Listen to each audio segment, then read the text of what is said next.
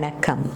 அற்றால் அளவறிந்து உண்க, அகுதுடம்பு பெற்றான் நெடுதுய்க்குமாறு என்கின்றது திருக்குறள். அதாவது நாம் நீண்ட காலம் ஆரோக்கியமாக வாழ்வதற்கு வழி உண்ட உணவு செரித்ததை அறிந்து அளவோடு உண்பதாகும். உணவு செரித்ததற்கு அறிகுறி பசி, பசித்து நாம் புசிக்க வேண்டும் என்று குறிப்பிடப்பட்டிருக்கின்றது.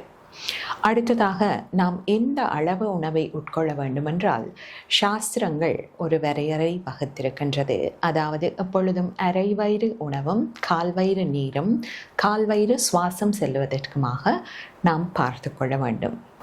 சுத் வியாதிஷ்ட சிகிஷ்யதாம், அதாவது பசி என்பது ஒரு நோய் போன்றதென்றும் அந்த நோய்க்கு எவ்வளவு மருந்தெடுக்க வேண்டுமோ அதுபோல உணவை நாம் எடுத்துக்கொள்ள வேண்டும் என்றும் சாதனா பஞ்சகம் என்ற நூலில் குறிப்பிடப்பட்டிருக்கின்றது. நன்றி.